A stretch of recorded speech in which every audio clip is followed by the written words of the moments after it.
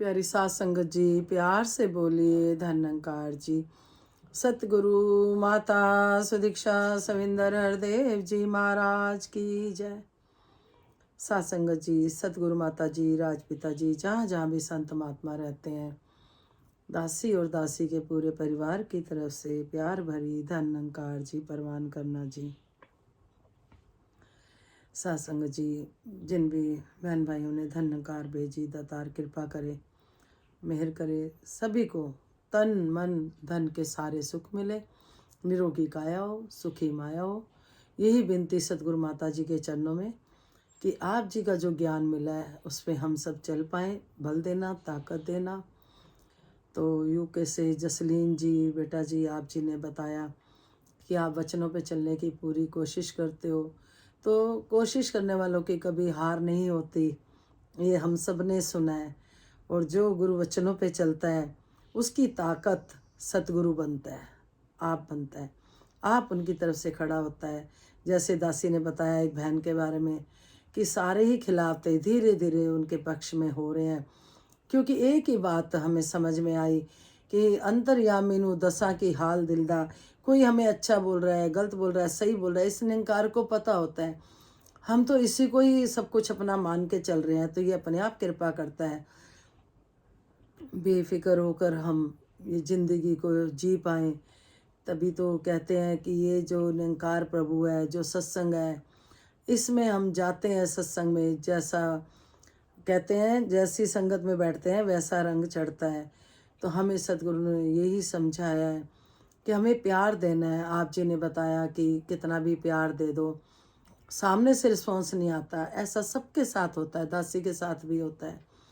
फिर अगर हमें पेपर में पास होना है तो हमें ये सहना पड़ेगा कि हम अगर प्यार कर रहे हैं, सामने वाला नहीं कर रहा, तो कोई बात नहीं, इग्नोर कर दो, ध्यान ना दो, क्योंकि भक्ति में ये चीज़ें फिर रुकावट बनती हैं।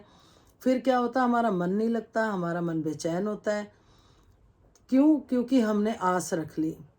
हमें सतगुरु से आस रखनी है, किसी से आस नहीं रखनी। सतगुरु ने हमें कहा प्यार दो, हम प्यार दें। सतगुरु कहता है सबसे मिलवर्तन अच्छा रखो। हमें अपने पेपर में पास होना है। जो एग्ज़ाम देता है तो कई बार कठिन प्रश्न आते हैं, कहते हैं ना आज बड़ा ही टफ था पेपर, लेकिन जिसको आता होता है ना उसके लिए टफ नहीं होता। जिस तरह से जो भक्त होते हैं उनको कोई फर्क नहीं पड़ता, कोई क्या कर रहा है क्या नहीं कर रहा, वो बस अपना कर्म करते चले जाते हैं, परोपकार करते चले जाते हैं, सतगुरु की सिखलाइयों पे चलते चल जाते हैं। उनको कुछ भी टफ नहीं लगता, उनमें फिर सहज सहज अवस्था आ जाती है, वो दुख सुख से ऊपर उठ जाते हैं। और जो सतगुरु के वचनों पे नहीं चलते उनके लिए टफ है, उनके लिए मुश्किल है वो। तो इसलिए बिल्कुल भी नहीं सोचना, अपना कर्म करते चल जाना है। एक दिन ऐसा आएगा कि आपको अगर कुछ भी चाहिए ना, आपको कहना ही नहीं पड़ेगा सतगुरु ये चाहिए, मन में सोचोगे और पूरा हो जाएगा। बेटा, दासी का प्रैक्टिकल एक्सपीरियंस है इस बात का। अगर हम सतगुरु के वचनों पे चल रहे हैं, गुरु की नौकरी कर रहे हैं, तो ये फिर अपने संतों का साथ देता है। इस निरंकार को हम धोखा नहीं दे सकते कि ऊपर से तो हम आपसे बात कर रहे हैं ऐसे वैसे, और खुद हम वो कर्म नहीं कर रहे। अपने आप को धोखा देना है। तो सच्चे बादशाह कृपा करे, मेहर करे कि सतगुरु की सिखलाइयों पे चलते हुए जिस तरह से संपूर्ण अवतार वाणी में शब्द आ रहे हैं, एक तू ही निरंकार जिस धन और वैभव की खातिर मानव दौड़ लगाता है, सतगुरु की सेवा से ये धन समय दौड़ा आता है। जिन सुखों की खोज प्रतिपल हे मेरे मन मीत करो, सब सुख बन के दास रहेंगे यदि संतों से प्रीत करो। जिसे इज्जत और मान की खातिर भले काम तू करता है, संत जनों की सेवा से तो वह यश पल में मिलता है। लाखों औषधि ले लो चाहे दूर न होता मन का रोग, राम नाम की औषधि पी लो, मिट जाएगा सारा सोग, एक तू ही निरंकार। जिस धन और वैभव की खातिर मानव दौड़ लगाता है, सत्संग जी, हम इधर उधर बहुत भागते हैं धन के लिए, लेकिन सत्संग जी दासी को ध्यान में आ रहा है, दासी के महात्मा जी के पास कोई काम नहीं था, तो सत्संग जी हम संगत करते थे, सत्संग में जाना, सेवाएं करनी। अब उस काम को सही इस्तेमाल करना है, उस समय को हमने सही इस्तेमाल करना है, इधर उधर खर्च करने के बजाय कि काम तो कोई कर नहीं रहे, उसके बावजूद भी हम संगत नहीं जा रहे, खाली बैठे हैं घर में। तो सत्संग जी, तो दासी यही बोलती थी कि चलो सेवा पे चलो। सत्संग जी जब सेवा पे जाने लग गए, धीरे धीरे धीरे धीरे सब कुछ ठीक होने लग गया। तो कहने का भाव यह है सत्संग जी, जिस धन और वैभव की खातिर हम जैसे दौड़ते हैं, हम सोचते हैं कि हम बस कमाएंगे, हम नौकरी करेंगे, तभी शायद हमें सुख मिलेंगे। सुख जे शरण राम की ले, तो सुख ही सुख है सत्संग जी। जब हम सतगुरु की नौकरी करते हैं तो धन अपने आप पीछे भगता है। धन सत्संग जी जो माया है, ये दासी है संतों की। समझाते हैं संत की ये दासी है। आप गुरु की नौकरी करो, आपके पीछे पीछे धन भागेगा। सतगुरु की सेवा से यह धन स्वयं दौड़ा आता है। जब हम सतगुरु की सेवा करते हैं सत्संग जी, फिर ये धन अपने आप दौड़ा आता है, किसी चीज़ की कमी नहीं रहती। जिस तरह से आगे सत्संग जी, जिन सुखों की खोज प्रतिपल हे मेरे मन मीत करे, जिन सुखों को हम ढूंढ रहे हैं सत्संग जी, वो पल में मिल जाते हैं संगत में आके, संतों के चरणों में आके, उनकी सेवाएं करके। सत्संग जी, सुखों की कमी नहीं रहती। कहते हैं सुखों की खान है सेवा, सतगुरु का वरदान है सेवा। ये वरदान मिला वह सेवा को सत्संग जी। वैसे तो हमें निष्काम भाव से करनी चाहिए, फिर भी सतगुरु किसी का नहीं रखते सत्संग जी।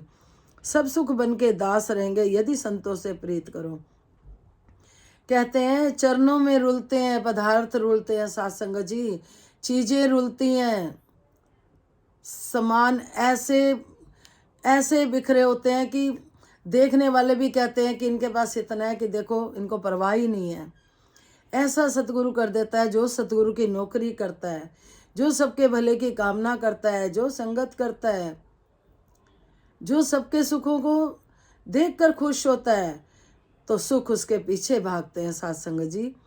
फिर जिस इज्जत और मान की खातिर भले काम तू करता है दुनिया में, समाज में सत्संग जी, कुछ तो दिल से कर रहे होते हैं, कुछ जैसे भी कर रहे होते हैं, ये सतगुरु को पता है। इज्जत कमाने के लिए दान पुण्य करते हैं सत्संग जी, मान कमाने के लिए।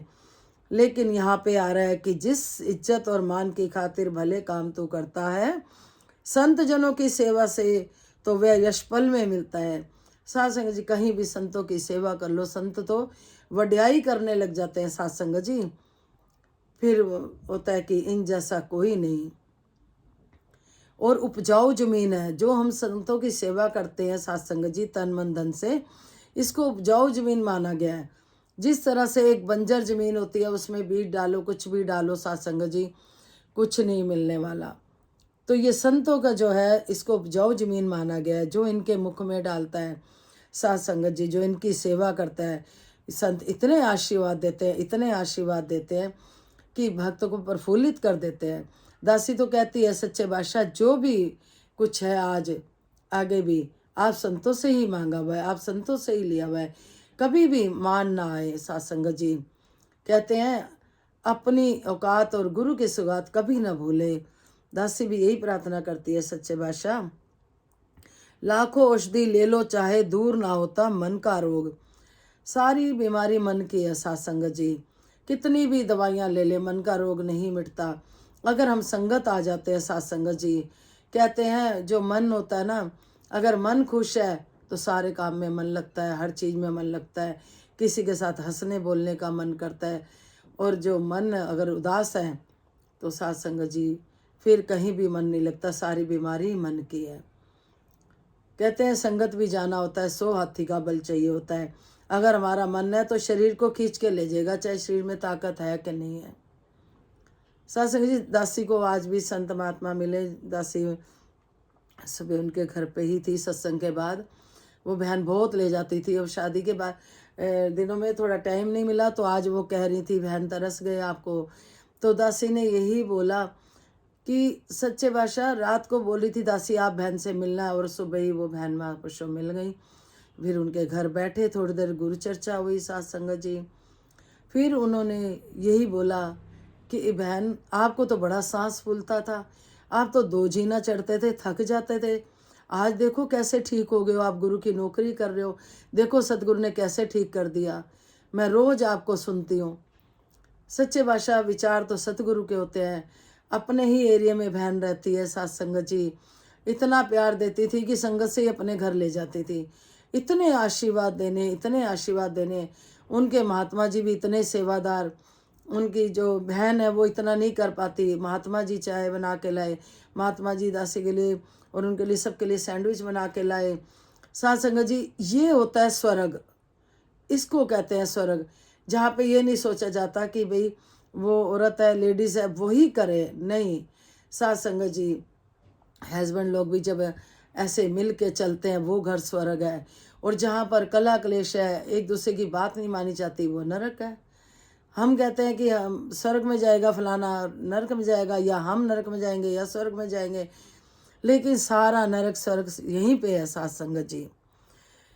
जिस घर में प्यार है वो स्वर्ग है, और जिस घर में नोक झोंक है वो नरक का ही हिसाब बनता है साथ संगत जी। राम नाम की औषधि पी लो, मिट जाएगा सारा सोग। साथ संगत जी, जब हम प्रभु का नाम लेते हैं, तू ही निरंकार मैं तेरी शरणा, मनु बख्श लो, हम सिमरन करते हैं, बड़ी ताकत है सिमरन में साथ संगत जी, बहुत ताकत है। वरना साथ संगत जी, ऐसा प्रैक्टिकल लाइफ में ना हुआ होता तो दासी आज ऐसे ठोक के ना बोल रही होती। दासी का एक ही मकसद है, एक एक घर स्वर्ग बन जाए, सब सुखी हो जाएं, सबके घर में ये ज्ञान हो, सच्चे बादशाह की कृपा हो। तो साथ संगत जी, जिन भी बहनों ने बोला कि हम निंकार से बातें करने लग गए, हमारे जो विपक्ष में थे वो पक्ष में हो गए, तो कहते हैं ना, जिसका पक्ष करे तू स्वामी, उसका जीवन मौज भार। फिर साथ संगत जी, दासी संतों के घर जाना है तो बख्श लेना, फिर पार्ट 2 में रखेगी बाकी अपने मन के भाव। जिसका पक्ष करे तू स्वामी, उसका जीवन मौज भार। धन्यकार जी। विश्व का कल्याण हो, हर घर में ज्ञान हो। सतगुरु माता सुदीक्षा जी कृपा करे, सबके मुख पे सतगुरु का गुणगान हो। धन्यकार जी।